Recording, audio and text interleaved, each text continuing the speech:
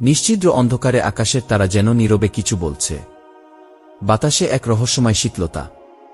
উর নামের এক বিশাল নগরী, যেখানে রয়েছে রাজপ্রাসাদের জৌলুস, মন্দিরের ঘণ্টাধ্বনি আর মানুষের কান্না, তাদের অসহায় আর্তনাদ। এই নগরীর মানুষদের দৃষ্টি একদিকে নিবদ্ধ, একই দিকে তাদের আত্মা, ভালোবাসা, ভক্তি। সেটা হলো মূর্তি। বিশাল বিশাল মন্দিরে দাঁড়িয়ে থাকা কাঠ, পাথর আর ধাতব মূর্তিগুলোকেই তারা মনে করে তাদের রক্ষাকর্তা। তাদের জীবনের দুঃখ, কষ্ট, আশা, ভরসা সবই যেন মিশে আছে এই মূর্তিগুলোর সামনে। কিন্তু এই জনস্রোতের মধ্যে একজন আছেন, যিনি এই মূর্তি পূজার ভণ্ডামি বুঝতে পেরেছেন। যিনি অনুভব করেছেন এই পাথরের গড়া মূর্তিগুলো কারো উপকার তো দূরে থাক, নিজেদেরও রক্ষা করতে পারে না। তিনি হযরত ইব্রাহিম আলাইহিস সালাম, একসাথ নির্ভীক যুবক, যার হৃদয়ে রয়েছে সত্যের আলোক শিখা। ইব্রাহিম আলাইহিস সালাম যখন ছোট ছিলেন, তখন থেকেই তার মনে এক প্রশ্ন জাগত, এই মূর্তিগুলো কি আসলেই আমাদের উপকার করতে পারে? তিনি দেখতেন তার বাবা আয়ার কিভাবে মূর্তি বানান, সেগুলোর মুখে অলংকার এঁকে দেন, সুন্দর পোশাক পরিয়ে দেন। কিন্তু মূর্তিগুলো কেবল চুপ করে দাঁড়িয়ে থাকে। একদিন তিনি বাবার কাছে জিজ্ঞাসা করলেন, আব্বা, আপনি যে মূর্তিগুলো বানান, সেগুলো কি কথা বলতে পারে? তার বাবা বিরক্ত হয়ে বললেন, তুমি এসব বাজে প্রশ্ন করছো কেন? এগুলো আমাদের দেবতা, এগুলো আমাদের রক্ষা করে। ইব্রাহিম আলাইহিস সালাম অবাক হয়ে বললেন, কিন্তু আব্বা, এগুলো তো নিজেরও কোনো ক্ষতি উপকার করতে পারে না। এগুলো পড়ে গেলে আপনি তো নিজেই তুলেন। তাহলে এগুলো কিভাবে আমাদের রক্ষা করবে? আয়ার রাগান্বিত হয়ে বললেন, চুপ করো, এভাবে কথা বলো না। যদি রাজা নমরুদ শুনে ফেলে, তাহলে তোমাকে কঠিন শাস্তি দেবে। তবে সত্যের আলোর সামনে ভয় কোনো বাধা হতে পারে না। এক রাতে ইব্রাহিম আলাইহিস সালাম আকাশের দিকে তাকিয়ে ভাবছিলেন, কি সত্য? কে প্রকৃত খোদা? হঠাৎ তিনি দেখলেন এক উজ্জ্বল নক্ষত্র। তিনি ভাবলেন, এটাই কি আমার প্রভু? কিন্তু কিছুক্ষণ পর সেটি ডুবে গেল। তখন তিনি বললেন, না, ডুবে যাওয়া কিছু কখনোই ইলাহ হতে পারে না। তারপর তিনি চাঁদ দেখলেন, সে কত সুন্দর, কত উজ্জ্বল। তিনি ভাবলেন, এটাই হয়তো আমার প্রভু। কিন্তু রাত শেষে চাঁদও মিলিয়ে গেল। সকাল হলে সূর্য উদিত হল, জ্বলজ্বল করছে তার তেজ। ইব্রাহিম আলাইহিস সালাম বললেন, এটাই যদি আমার প্রভু হয়, এটা তো সবচেয়ে শক্তিশালী। কিন্তু সন্ধ্যা হলে সূর্য অস্ত গেল। তখন তিনি উপলব্ধি করলেন, আমি তাদের ইবাদত করব না যারা ডুবে যায়। আমি একমাত্র সেই সত্তার ইবাদত করব, যিনি আকাশ ও পৃথিবী সৃষ্টি করেছেন, যিনি চিরন্তন। ইব্রাহিম আলাইহিস সালাম বুঝতে পারলেন, তার সমাজ এক ভয়ঙ্কর ভুলের মাঝে আছে।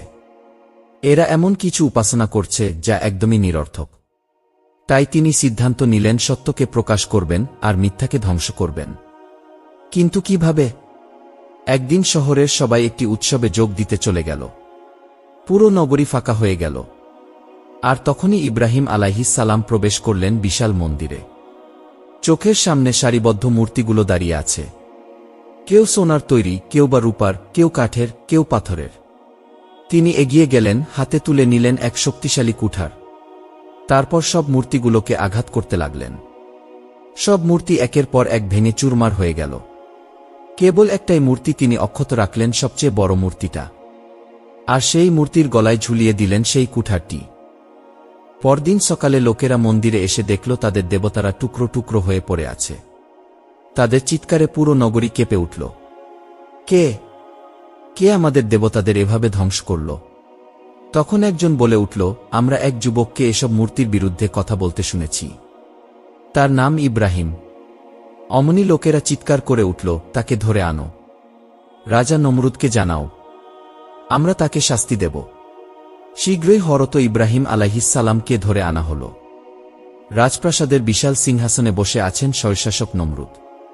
তিনি গর্জে উঠলেন, হে ইব্রাহিম, তুমি কি আমাদের দেবতাদের ধ্বংস করেছ? ইব্রাহিম আলাইহিস সালাম মৃদু হাসলেন।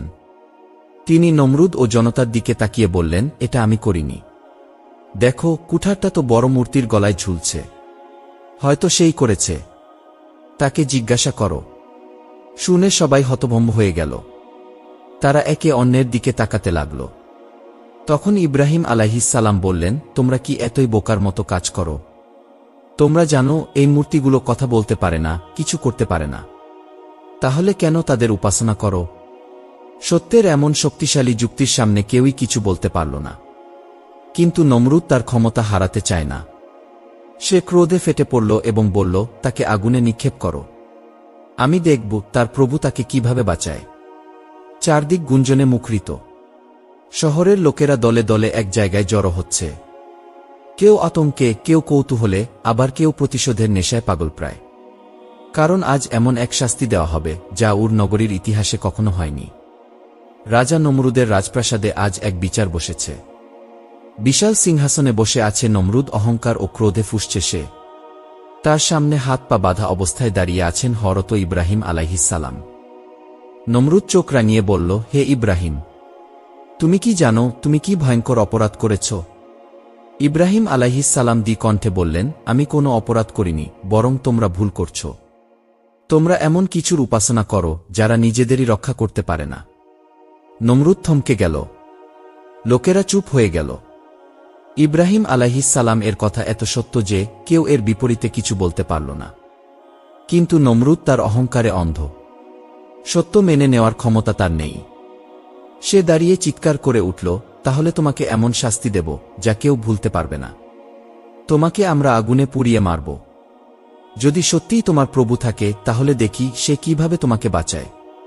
সাথে সাথেই নমরুদের সৈন্যরা এক বিশাল কর্মযজ্ঞ শুরু করে দিল। শহরের সব জায়গা থেকে কাঠ সংগ্রহ করা হল। এত বেশি কাঠ জমা হল যে বিশাল এক পাহাড়ের মতো হয়ে গেল। কয়েকদিন ধরে চলল এই প্রস্তুতি। লোকেরা উন্মাদ হয়ে উঠল। আমরা তাকে এমন আগুনে ফেলব যা 3 দিন পর্যন্ত জ্বলবে। অবশেষে এক ভয়ঙ্কর মুহূর্ত এল। শহরের এক প্রান্ত থেকে অন্য প্রান্ত পর্যন্ত আগুনের লেলিহান শিখা ছড়িয়ে পড়ল। তার তাপ এতটাই প্রবল ছিল যে কেউ তার কাছে যাওয়ার সাহস পেল না। এমনকি পশুপাখিরাও ভয় পেয়ে পালিয়ে গেল। আগুন এতই বিশাল ছিল যে তাকে সরাসরি সেখানে নেওয়া সম্ভব ছিল না। তাই নমরুদ এক বিশাল ম্যাঙ্গনেল, বিশাল ত্রিশূলের মতো অস্ত্র বানানোর আদেশ দিল যাতে ইব্রাহিম আলাইহিসসালামকে দূর থেকে ছুঁড়ে ফেলা যায়। এখন ইব্রাহিম আলাইহিসসালামকে সেই অস্ত্রের উপর রাখা হল। চারদিকে শোরগোল। লোকেরা আনন্দ করছে, স্লোগান দিচ্ছে।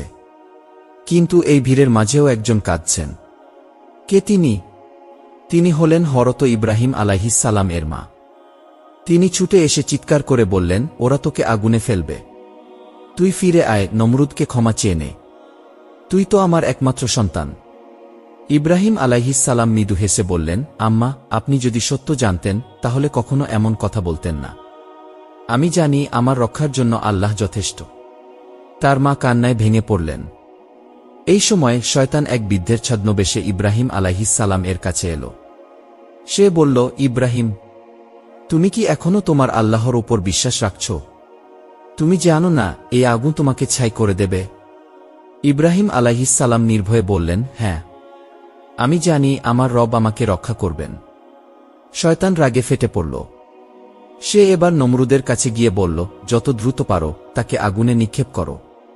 যদি দেরি করো তবে তার আল্লাহ তাকে বাঁচিয়ে ফেলবে। অবশেষে ইব্রাহিম আলাইহিসসালামকে সেই বিশাল আগুনের দিকে ছুড়ে দেওয়া হল। চারদিক থমথমে। লোকেরা শ্বাস বন্ধ করে দেখছে একজন মানুষ জীবন্ত আগুনে নিক্ষিপ্ত হল। ঠিক তখনই আল্লাহ তাআলার পক্ষ থেকে এক অলৌকিক নির্দেশ এল, হে আগুন, তুমি ইব্রাহিমের জন্য ঠান্ডা ও নিরাপদ হয়ে যাও। অমনি সেই তীব্র জ্বলন্ত আগুন এক মুহূর্তে শান্ত হয়ে গেল। শিখাগুলো নিভে গেল না, কিন্তু তারা আর পোড়াচ্ছে না। তপ্ত আগুন পরিণত হল ঠান্ডা, স্নিগ্ধ এক উদ্যানে। লোকেরা হতবাক। ইব্রাহিম আলাইহিসসালাম পুড়ে ছাই হওয়ার বদলে আগুনের মধ্যে বসে হাসছেন। নমরুদ হতভম্ব। তার চোখ বিস্ফারিত। নমরুদ ক্ষুব্ধ কণ্ঠে বলল, এ কেমন জাদু, কেমন অলৌকিকতা! এ হতে পারে না। আমি তোমাকে জ্বলন্ত আগুনে নিক্ষেপ করলাম আর তুমি এখনো জীবিত। তিনি নমরুদ ও তার সেনাদের দিকে তাকিয়ে বললেন, এই হচ্ছে আল্লাহর শক্তি। তোমরা কি এখনো সত্যের আলো দেখতে পাচ্ছ না?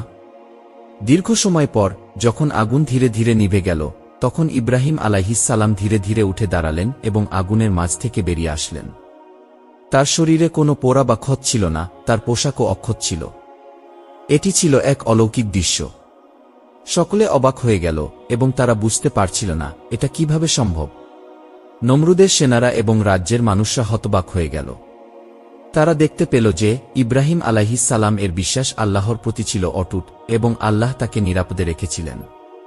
হযরত ইব্রাহিম আলাইহিস সালাম যখন আগুনের মধ্যে থেকে ফিরে আসলেন, তখন তিনি এক গভীর ও শক্তিশালী বার্তা দিলেন।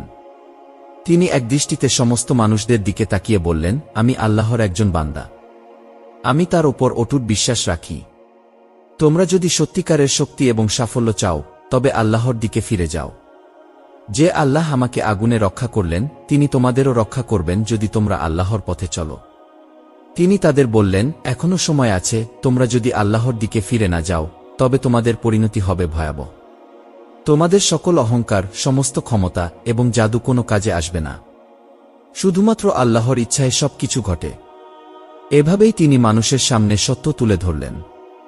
তার এ কথাগুলো ছিল এক স্পষ্ট সতর্কীকরণ। তিনি তার জীবনের উদাহরণ দিয়ে সবাইকে দেখালেন, আল্লাহর শক্তির কাছে কোনো কিছুই কিছু না। লোকেরা বুঝে গেল, ইব্রাহিম আলাইহিস সালাম সত্য বলেছিলেন। কিন্তু নমরুদ, সে তো পরাজয় মানতে নারাজ। সে আরও বেশি ক্রুদ্ধ হয়ে উঠল। এ অসম্ভব। আমি ইব্রাহিমকে হার মানাবই। কিন্তু সত্যের সামনে মিথ্যা কখনোই টিকে থাকতে পারে না। নমরুদ হতবাক হয়ে গেল। সে তো নিজেকে খোদা বলে দাবি করত।